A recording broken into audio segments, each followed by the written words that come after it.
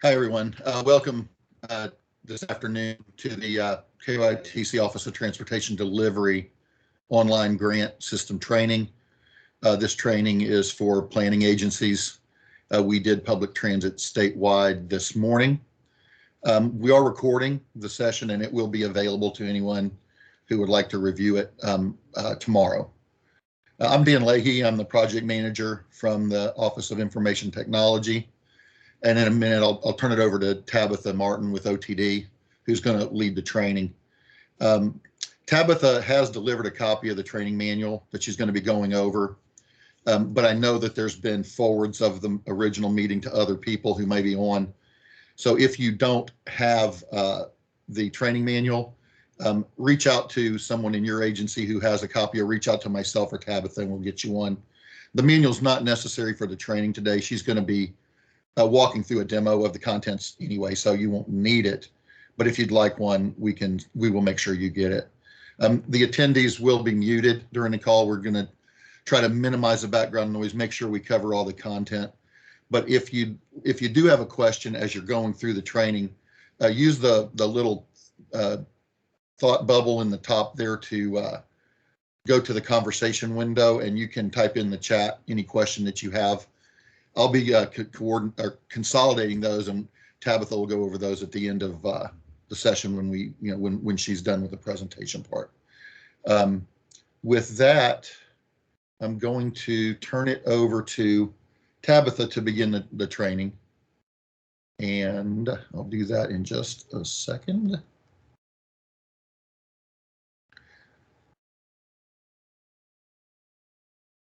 Tabitha, are you good to go? I'm ready. Thank you, Dan. All right. I'm going to share my screen for everyone to see what I am walking through. Dan, if you would please let me know when you can see it. Can see it now. Thank you. You're welcome.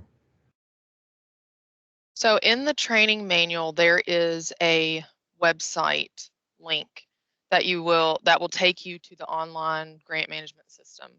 The website that I am showing you today is a mirror image of that system, except that it is where we do the testing. So up in the right-hand corner where it says shared development, that will not be on the website that you will be utilizing, but everything else should look the same. So to enter the online grant system, you need to have a username and password. And there are several of you that had these created a couple years ago when we used the system to submit the fiscal year 21 grant applications. However, if you have misplaced this information, then there is a forgot username and password link that you can click on below the blue login button. And if you know your username and need your password, then you will enter the email address and username associated with the account and click the blue email button. If you don't know your username, then you can click on the forgot username link below and just put in the email address associated with the account to email it to yourself. If you have never had a login, then I have been working on creating logins with generic passwords for those individuals who may not have worked at your agency in the past, or maybe didn't have access in the past but need it now. And for those individuals, I'll be sending out an encrypted email in the near future with a username and generic password, and then you will have to log in and update that generic password to something more secure.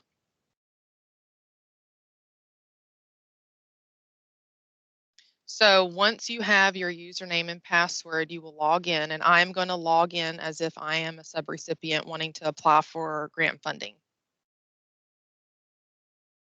As Dan stated earlier, this training is for the planning agencies. So that's agencies that apply for Section 5303 and 5304.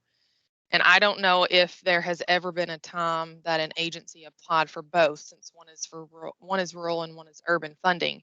However, for the sake of this training, since we have both agency types on the meeting, I'm going to show both grant types together.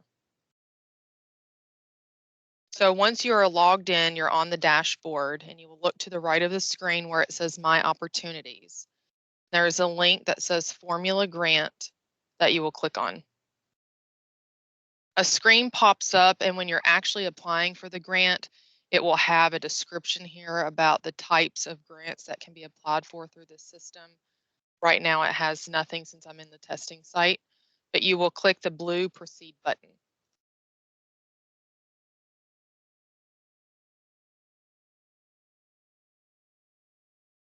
Once it opens the grant application, you're first on the document landing page, and you can see that the application is in process. If you look over to your left, there is a blue navigation panel that you can click into different screens. The first screen that you will enter is the authorizing resolution and local share resolution upload page. And a few days ago, my office had sent out the updated authorizing resolution for fiscal year 23, so you could go ahead and present it to your board to get it filled out and signed. But if you need a copy of the authorizing resolution, you can go to this page and click on the Microsoft Word link to download a copy of that document.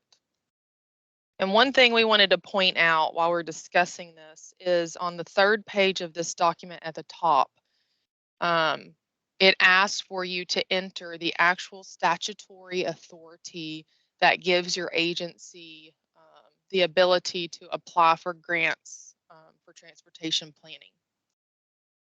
And we just wanted to point out that KRS 96A is the statute for the mass transportation program. And then for area development districts specifically, there is a KRS 147A.050 that refers to the creation of area development districts. If there is another KRS that you think would apply, you can run it by us, and we will let you know if we will accept that as well. But we just want to make sure that everyone is aware that this is an actual KRS number that needs to be entered there. So once the authorizing resolution has been filled out and signed off by the board of your agency, you will go to this page to the documentation upload field, and you will upload the completed authorizing resolution form here.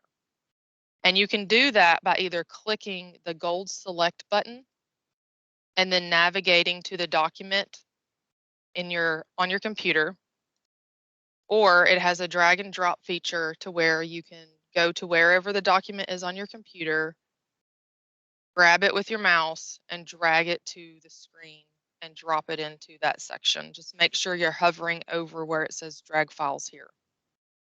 I'm just going to use a test document for this demonstration. So after you upload that file, then there is a certification area to where you will type in the name of the person that was given authority by the board. And then you will put their title. At the bottom, you will click the box to put a check mark, signing to certify that this is a true and correct copy of the authorizing resolution, and then go up to the right-hand corner and click the gold save button.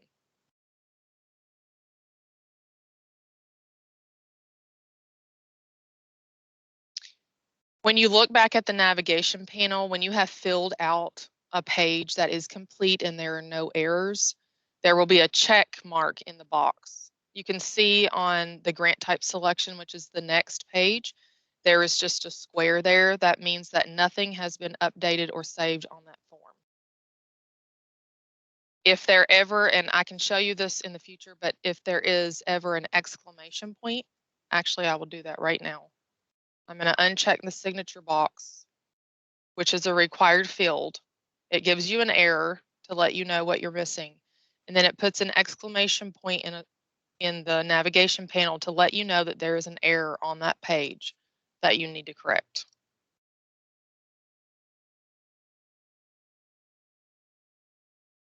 The next page on the panel is the grant type selection. And this is where you will select the grant funding type that you are making an application for.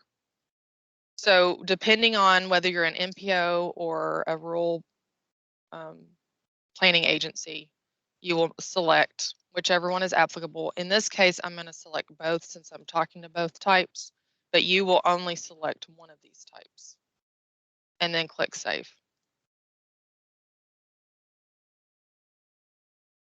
The next page is agency information. On this page, the only thing that you will do is verify that the information in the boxes at the top are correct.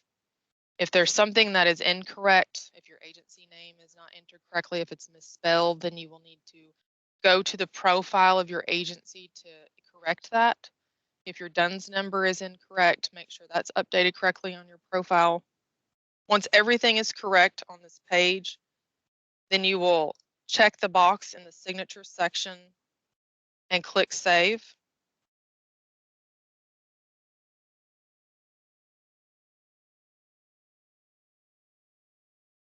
And that will populate the signature, title, and date.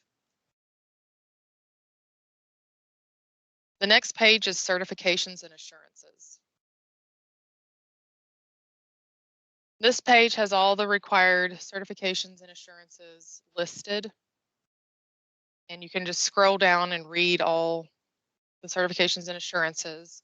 But when you reach section 23, you have to make a selection of what type of local share that you will be providing. In the case of 5303 and 5304, I've never seen anything other than cash. You will be selecting cash.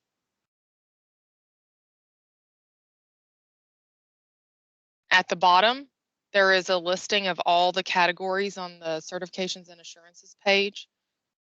If you select the top box, then you're agreeing to comply with all of the certs and assurances. So that way you don't have to go down and check every single box on the screen. At the bottom of this page is the signature approval section. And you can see at the top of this section that the name of the agency will automatically be pulled in here.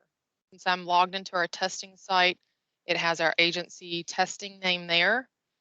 And to the right, you can see that it pulled in the name and job title of the person who was entered in on the authorizing resolution screen. And that's why you have to type in their name and title on that page, even though it's within the authorizing resolution. And then the certifications and assurances must be signed by the individual that is named on the authorizing resolution. So if it is the executive director of your agency, then they must log in with their own account, go to this page, check the box, and click Save, so that way it will auto-populate their name and title to sign this page. The next page is the federal model clauses upload. On this page, there is a link to a PDF document where you can download the federal model clauses for review. Then you will go back to the page, and the same person that is on the authorizing resolutions that sign the certifications and assurances also should sign the federal model clauses page to verify that the agency will meet the requirements of the applicable rules in the federal model clauses. And then save. The next two screens is for 5303 applicants only. So if you're applying for 5304, the next two pages will not be visible on your screen. So on the project information page, first you will enter an updated project description for your agency. Please be as descriptive as possible within the character limit. Next, you will upload a copy of the Metropolitan Planning Area boundaries and maps of your service area. And if you have more than one document, then you will have to combine those documents into one document to upload it here. This field will not allow you to upload more than one document. Just like before, you can either click the gold select button to upload, or you can drag and drop the file into that field. In the last section for the policy board, public transit representation. You would list all the MPO board members that represent your agency. So you'd put the name of the individual. There's a drop-down box to indicate whether they are elected, appointed, and if neither one of those apply, then select NA. There's a drop-down box for the member type for elected official, general public, private sector, other, or not applicable. And then you would enter the name of the agency that this individual represents. And then to the far right, there's a blue plus sign for you to click to add an additional row to add other individuals. And you will just add as many rows as you need, depending on the number of individuals. And if you accidentally add a row that you don't need, then you just click the red minus sign and confirm, and it deletes that line. And then click Save. For 5303, the next screen is the planning budget.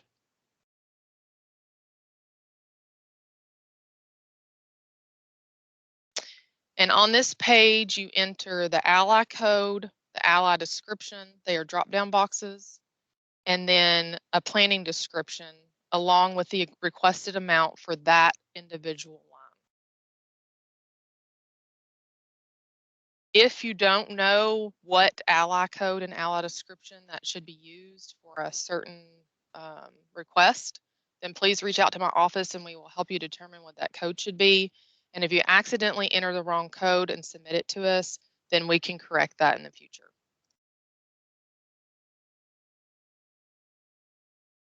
And in the planning description box, if you could be as descriptive as possible, we understand that some of these are not going to take much description, such as program support. But if there are going to be requests for transit studies or anything like that, if you can be as descriptive as possible on what you are requesting. The requested amount in this column will include a combination of the federal and local combined, just like how you do on your budgets currently. And then the approved amount column, you can see that these boxes are grayed out because those are the fields that my office will fill out if you are awarded funding for those lines. So you fill out as many lines as you need depending on how many ally codes and planning activities your agency will be requesting funding for. And when you're finished entering the lines, you'll scroll to the bottom and you'll see that the total is calculated, the 80% federal share is calculated, and the local share 20% is calculated for you. And then these are zeros on this side because those will calculate once my office enters the fields above. Under the budget is a text box to provide a detailed justification for your planning request. So just type in a description there. And then at the bottom, you will check the box for your budget request. This page can be signed by whoever that your agency allows to sign it. We don't dictate who signs this page. So if you're a 5304 applicant, instead of the two previous pages, you will have a 5304 project information page. And on this page, you will first enter the updated project description, justification, and then you will list the goals and objectives for the proposed project. At the bottom, you will provide information regarding the agency board members, with the name, whether they're elected or appointed, the member type, elected official, general public, private sector, other, or not applicable, and then the member or the agency the member represents. And just like on the other screen, if you hit the plus sign, it will add additional rows, and if you hit the minus sign, it will delete that row. And then at the bottom of the page, you will describe any participation that the board members you listed have in regional boards. And then click Save. And then for the 5304 applicants, you also have a planning budget page. It looks just like the one we just saw for 5303, but you will enter the ally code, the ally description, the description of what it is you're requesting, and the amount. It also includes the federal and local combined. And at the bottom, it also auto-calculates for the total, the 80% federal, and the 20% local share.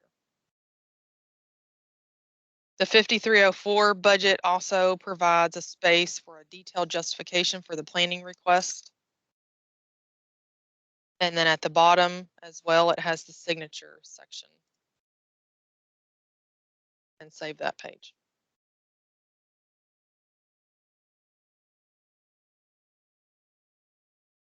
The next page is the project documentation requirements page, and this page is required for both Section 5303 and 5304 grant applications.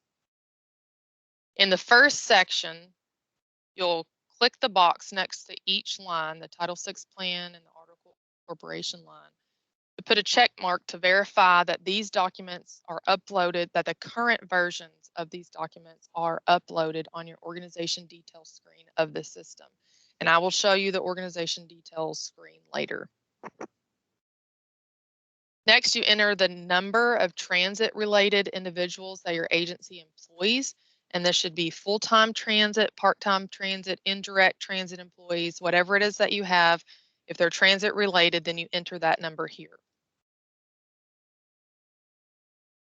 And at this point, you click Save.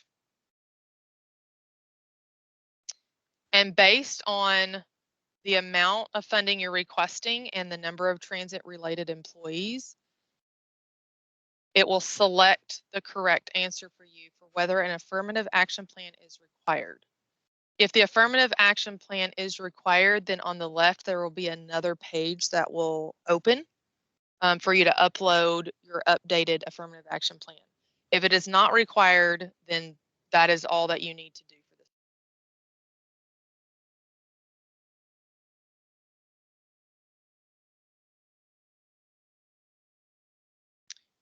If you're entering a Section 5304 grant application, then the grant application document itself is complete at this point.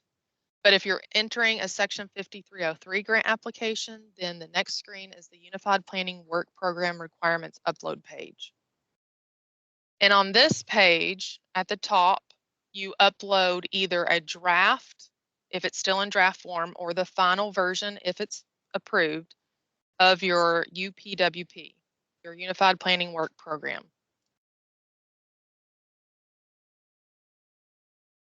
Next, you would upload the tip or amendment pages that relate to the Transit Asset Management, or TAM.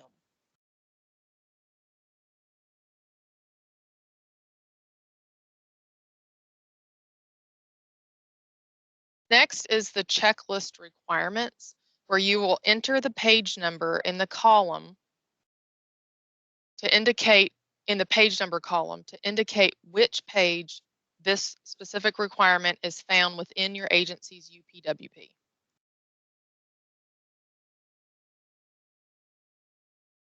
There's a comment box to the right if you need or want to provide comments regarding each requirement, but you do not have to enter anything into those comment boxes if you don't have anything to say. Then you scroll to the bottom to the signature approval section, check the box to sign, and save.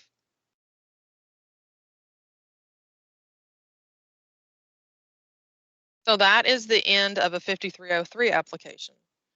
So for either 5303 or 5304, once you are finished entering the grant application, you will scroll down to the very bottom of this navigation panel on the left to the status options section. If you have determined that you are not submitting an application and want to cancel it, there is an option to do that. But if you are ready to submit your application, then you click the application submitted link there. If there are any errors on the pages above, then there will be a box that will pop up to let you know there are errors that you need to fix. But if everything has been completed and there are no errors, then this box will appear asking if you want to change the status of this document from application in process, meaning you are working on it, to application submitted, meaning that it will go to OTD for review. And if you are ready to submit, you do not have to enter any notes here, but you can. You click OK.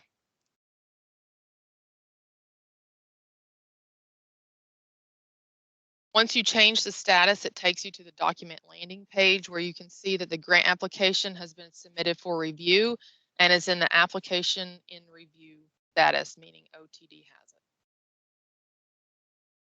So earlier I had mentioned that I would take you to the organization details page, and to find that page, you go to searches on this top bar, and then go down to the bottom to organization details.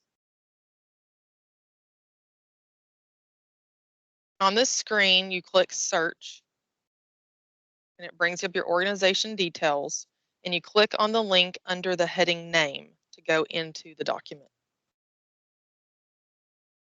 On this screen, there are only 2 pages. First is the Title VI plan upload. You can open this document by clicking on the link itself to verify that it is your most updated Title VI plan that's been approved by our office. If it is time for you to submit a new Title VI plan for review, then you will upload your updated Title VI plan here. The next screen is called Articles under Legal Documentation, and this is where you upload the current articles of corporation, possibly a local ordinance, whatever legal documentation it was that created transit planning services for your agency. If this was uploaded for your FY21 grant application, then the document should still be there. It is highly unlikely that this document will ever be something different than what it was. So just click on the link, verify that it is the correct document, and that is all for the organization details. Now, once you have verified that those documents are correct, or you have uploaded the document that needs to be in place there, then you will scroll down to status options. I'm going to actually pull over my manual to show what it looks like because it's not visible on this page. But under the status options, there will be an organization details submitted link that you will click. And just like with the application, if there's any errors on either one of those pages, it will let you know that, and you will have to navigate to the correct page and fix it. Or if everything has been completed, then there will be a box to pop up asking if you are wanting to change the status from organization details in process, meaning you can work on it, to organization details submitted, which means it will be routed to OTD for review.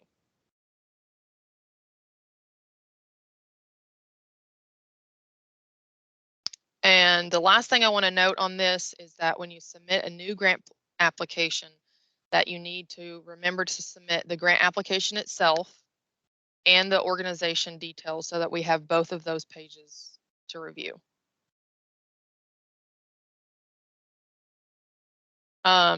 We also want to point out that it is our intention for the grant application to go live on February 1st. There's a few days still between now and then, so if something happens that the date gets pushed back, we will let everyone know. But the intention is for you to be able to log in and start working on your application come February the 1st.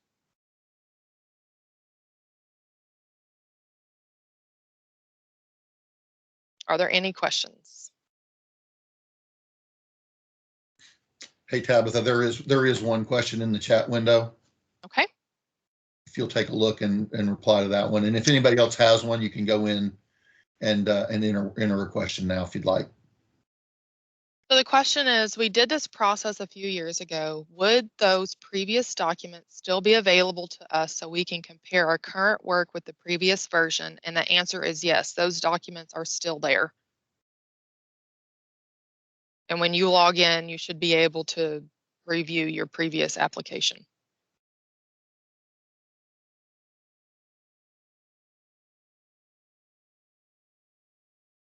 there any other questions?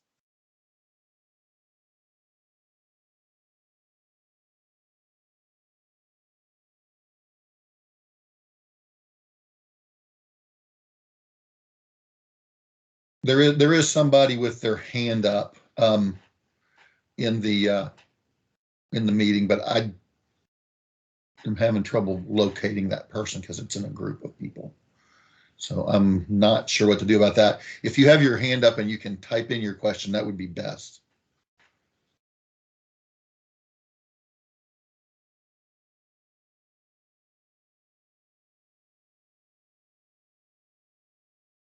So when you actually get logged into the system and you start entering your application, it might bring up questions at the time that you might not think of right now. And if that is the case, then reach out to your project manager, or you can reach out to me with any questions at any time. Just let us know and we'll try to work through it with you. When we log into the system, when you're working on your grant application, we can see what you've entered and saved. So if you're having any issue, if there's an error that pops up that you don't know how to correct, then we can actually see what you're seeing.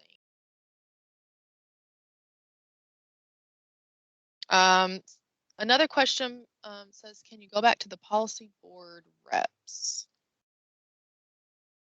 Go back into the application.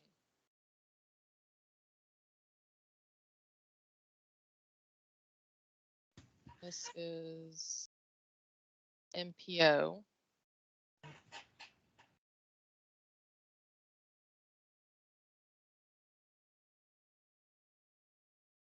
Dan, it is, his name is Robert Kaler, and he's asking if he can be unmuted. So I did, I just enabled his mic and now it's showing muted. Robert, if you would try to unmute. Okay, can you hear me? Go. Yeah, yes. Thank you. All right, thank you. We have a very large board. Is this intended for us to insert every board member's name, representation, so on and so forth? That is a good question. If the individuals, say you have 20 individuals and 5 individuals are all elected and are all elected officials and all represent the same agency, then you can list all 5 names in this box and then just add rows depending on what these drop down boxes require. We have 120 members on our board. Oh, wow. So is there some other way to do this? I mean, you want to know everything about every member, or just the transit, or just Kentucky Transit, or what? That is a good question that I'm not sure how to answer, given that you work in multiple states. So we will have to get back with you on that. Okay, if there would be a place to put in a PDF of our membership and their organization, that would be nice too. I completely understand, and we will definitely get an answer back to you as soon as possible. Okay. And I have to apologize, I came in late. If you'll indulge me for a second. I came in when it appeared that the executive director or whoever signs the resolution, typically our board member would sign the resolution, but that's going to be kind of cumbersome to get them to get a login information and so on and so forth. So it's not the person who signs the authorizing resolution, it's the person that they name on the document. So most of the time it is the executive director or CEO that the board names as Okay. given the authority to sign a contract. Yes. So whoever that is, then that person needs a login to go in and sign it. That's the person who will sign the search and assurances, the federal model clauses, and eventually the contract. I'm sorry, the last part tailed off. The contract. Eventually, they will also be the one to sign the contract. Okay, so it's, in our case, the executive director. Yeah. All right, so I would have to get him to create a login name and so on and so forth. If it's still Mark, then he Yeah. already has a login. Okay. But you might have to retrieve the password. All right. All right, thank you. You're welcome. Yeah, keep me posted on that board stuff, because that's going to be, I'll have to get busy on that one. I understand, we will. So are there any other questions? Oh, Bob, I want to, Vicky put a comment in here that it's transit related. So does it help to say that it's just the board members who are transit related only? Oh, yeah, that would be good. We have, I think 4 that are direct, they're transit operators that are on our board. We have others who are like county commissioners who actually own the transit system. And I mean, I could put them, but I don't know. I want to do what you guys need from us, but I don't want to put 120 names in there either. Sure. Okay, so I'll put one for every transit agency, whether it be the commissioner or the executive director of the actual transit operators in our region. And if you guys need more, you can let me know. Okay, thank you. Yep, thank you. Tabitha, there's a question in the chat, a new Okay. one that came in from Terry. It says our Title VI LEP plans are on different approval cycles from OTD and KYTC civil rights. Civil rights is annual review and approval, and OTD is every 3 years. Which version do you want? The one that OTD approved or the most recent with civil rights? That is a very good question. I assume that we want the most up-to-date Title VI plan, but if that is different, then Vicky, if you could please let us know. Most recent. Yeah, so the most recent one, even if it's one that we have not seen yet, then upload your most recent Title VI plan. Good question.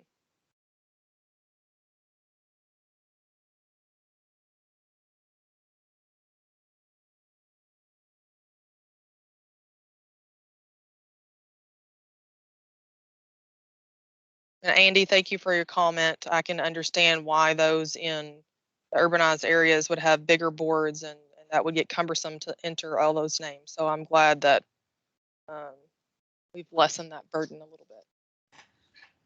Are there any other questions?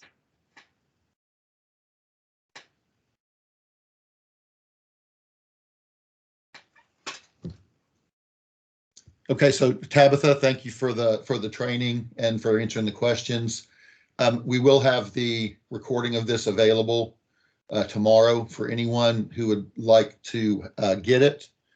And if you need a copy of the training manual, again, reach out to us as well. I believe that concludes everything. Unless anyone has anything, we will go ahead and close, and y'all have a great afternoon. Thank you. Thank you, everyone. Bye.